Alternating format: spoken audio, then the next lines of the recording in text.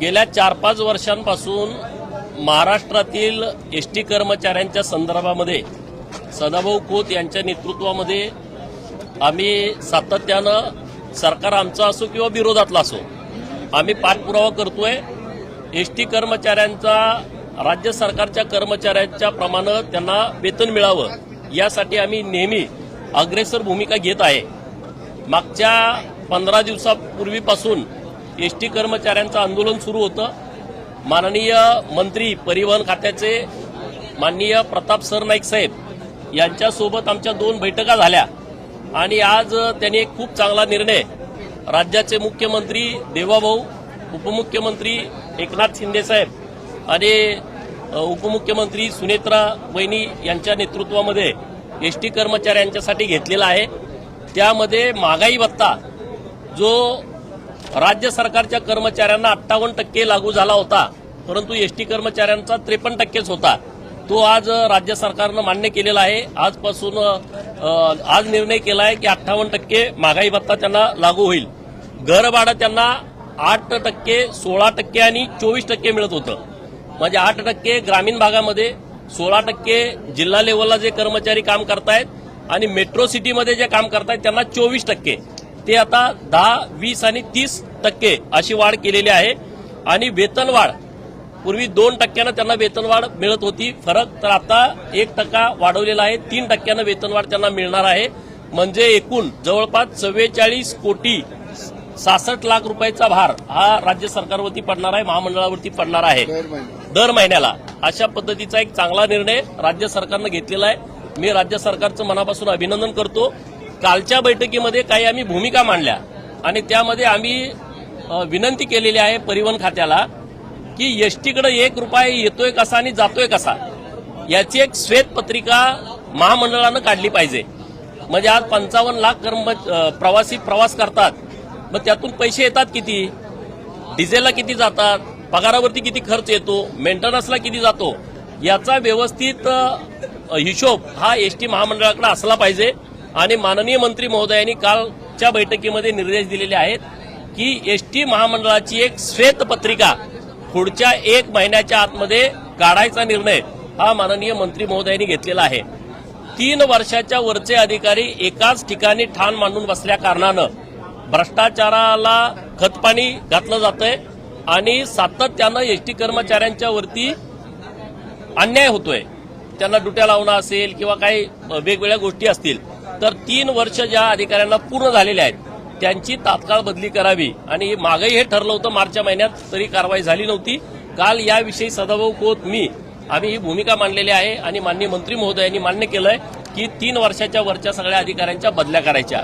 मेडिक्लेमचा एक खूप मोठा विषय आहे एसटी कर्मचाऱ्यांचा की मेडिक्लेम त्यांना असला पाहिजे आणि त्या संदर्भामध्ये महामंडळाचं नुकसान होता कामा नये आणि त्यांना सहज मेडिकलच्या फॅसिलिटीज उपलब्ध व्हाव्यात अशा पद्धतीचा मेडिक्लेम येत्या काही दिवसामध्ये आणण्याचा निर्णय हा माननीय परिवहन खात्याच्या मंत्री महोदयांनी घेतलेला आहे। मी त्यांचं मनपूर्वक आभार व्यक्त करतो। 5,000 कोटीच्या वर बाकी देणी आहेत एसटी कर्मचाऱ्यांची आणि त्याच्या संदर्भात पण बोलणं झालं। डिसेंबरपर्यंत एक व्यवस्थितपणे ते आता एक नवीन प्रस्ताव त्यांनी आणलेला आहे पुढं। तो प्रस्ताव कशा पद्धतीनं पुढे येतोय, त्यातून किती अर्निंग महामंडळाला होणार आहे आणि त्यात जे पैसे येणार आहेत त्यातून ते फक्त कर्मचाऱ्यांची देणीच द्यायचा असा एक त्यांचा विषय सुरू आहे। तर डिसेंबरपर्यंत मागची सगळी जी देणी आहेत ते कधीपर्यंत द्यायची याच्यावरचा एक निर्णय राज्य सरकारच्या माध्यमातून येतोय।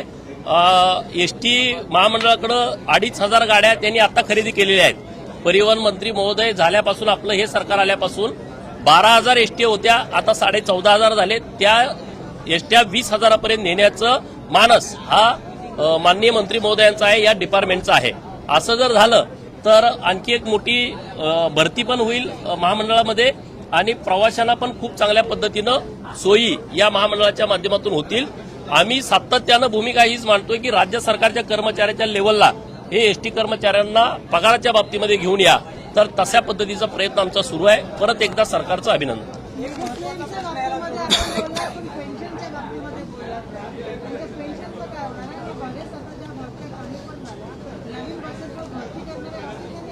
नवीन बसेसच्या संदर्भामध्ये आता काही बसेस पुढच्या काही दिवसामध्ये येणार आहेत.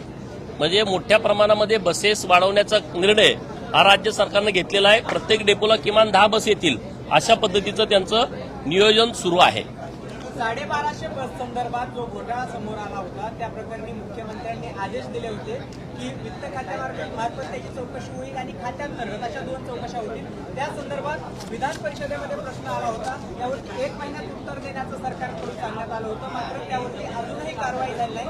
विधानसभा विधिमंडळाला गॅरंटी घेण्याचा हा प्रकार म्हणायचा. नाही, याविषयीची माझ्याकडे आता माहिती नाही. मी त्याच्या संदर्भातली माहिती घेऊन सांगितलं.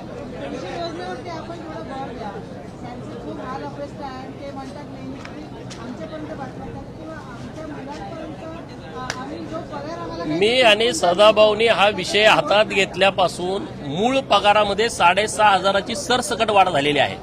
कोण काय म्हणतंय याच्याबद्दल आम्हाला माहित नाही, परंतु एसटी कर्मचाऱ्यांच्या 120च्या वर आत्महत्या झाल्या होत्या आणि आपल्या सर्वांना याबाबतची माहिती आहे. मूळ पगारामध्ये इतकी वाढ कधीच झाली नव्हती. ती वाढ आम्ही दोघं सातत्यानं प्रयत्न करतोय. त्यामुळे इतक्या मोठ्या प्रमाणात वाढ झालेली आहे. तरी सुद्धा आम्ही पुढं वाढ होण्याच्या दृष्टिकोनातून सरकारकडे आम्ही पाठपुरावा करतोय आणि नक्की सरकार कर्मचाऱ्यांची बाजू घेऊन अशा बाबतचा चांगला निर्णय घेईल.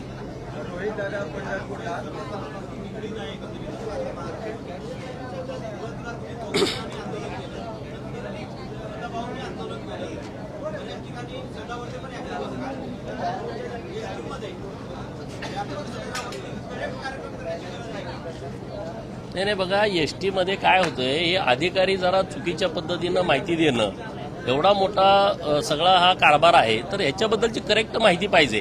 आता आम्ही एवढ्या वेळा बैठकीला बसतो, परंतु त्यांच्याकडे करेक्ट माहिती नाही. म्हणजे असे ॲडव्हान्स पैसे एका कागदावरती सगळे लिहून देतात, एवढे प्रवासी आहेत, एवढे पैसे येतात, तेवढे. आमच्या माहितीप्रमाणे 6,000 कोटी तर सवलतीचेच येतात. म्हणजे आता आपण बहिणींच्यासाठी 50% सूट दिलेली आहे. 75 वयाच्या वरच्या सगळ्या लोकांना आपण मोफत प्रवासाची सवलत दिलेली आहे.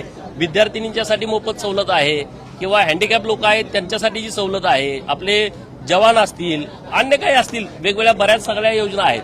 यातून 6,500 कोटी रुपये सरकार एसटी महामंडळाला देतं. 7,000 कोटी रुपयाची अंदाजे तिकीट वाटली जातात. तर याचा सगळा हिशोब या अधिकाऱ्यांच्याकडे पाहिजे आणि म्हणून परिवहन मंत्री महोदयांनी काल हा विषय एकदम सिरियस घेतला की रुपया येतोय कसा आणि रुपया जातोय कसा, याचं व्यवस्थितपणे गणित हे मंडळाला माहीत असलं पाहिजे आणि त्याच्याबद्दलची स्पष्टता जनतेला पण दिली पाहिजे. आणि त्यामुळे श्वेतपत्रिका काढायचा खूप चांगला निर्णय हा माननीय मंत्री महोदयांनी काल घेतलेला आहे. आपण वाट बघू, 1-1.5 महिन्यामध्ये श्वेतपत्रिका येईल अशी आशा आहे.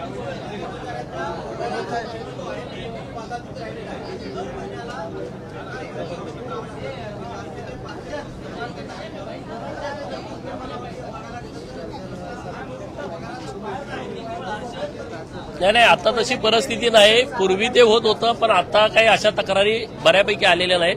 पगार वेळेवरती होणे आणि राज्य सरकारकडे जिथं कुठं मदत लागेल तर राज्य सरकार चांगल्या पद्धतीनं मदत करतंय. आणखी कुठं काय लागलं तर आम्ही माननीय मुख्यमंत्री महोदयांना भेटू. नाही, पेन्शनचा विषय आमच्याकडे आलाच नाही. आता तुम्ही प्रश्न उपस्थित केलेला आहे, एवढ्या बैठका झाल्या, त्यांनी कधी मांडला नाही, तर त्याची व्यवस्थित माहिती घेऊ. त्याच्याबद्दल काय आवाज उठवायचा तर उठू. शेतकऱ्यांच्या सर्व सरसकट कर्जमाफीसाठी मागणीसाठी उपोषणाला बसले होते, पण त्यांच्या या मागण्यांना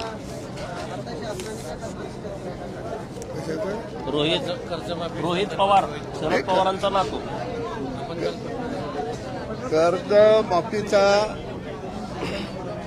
कर्जमाफीचा निर्णय हे झाल्यावर विचार. कर्जमाफीचा निर्णय हा देवाभाऊच्या सरकारनं ऐतिहासिक घेतलेला निर्णय आहे. ज्या शेतकऱ्यांना 2017 आणि 19ला कर्जमाफी मिळाली नाही अशा सगळ्या शेतकऱ्यांना 2 लाख रुपयेपर्यंत कर्जमाफी देण्याचा निर्णय झालेला आहे.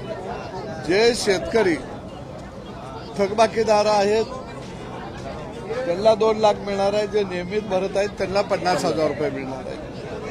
आणि 17ला एकदा कर्जमाफी झाली, 19ला झाली आणि आता परत एकदा 25-26ला कर्जमाफी शेतकऱ्यांना मिळत आहे.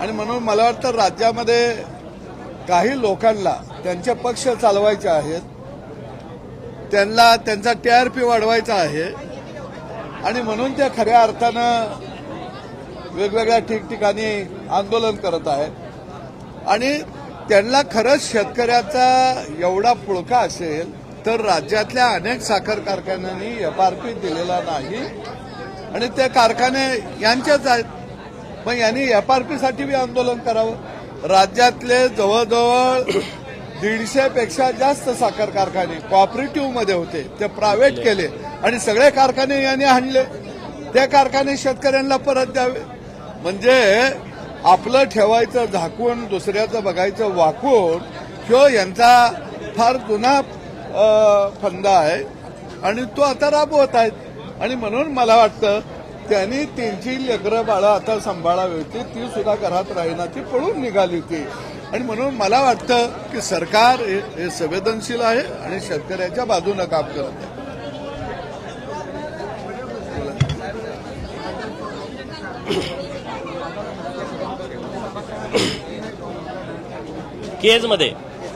केजमध्ये एका तरुणाची हत्या झालेली आहे आणि 4 दिवस झालं प्रेत ताब्यात घेतलेलं नाही। पोलीस स्टेशनच्या समोर ते प्रेत ठेवलेलं आहे।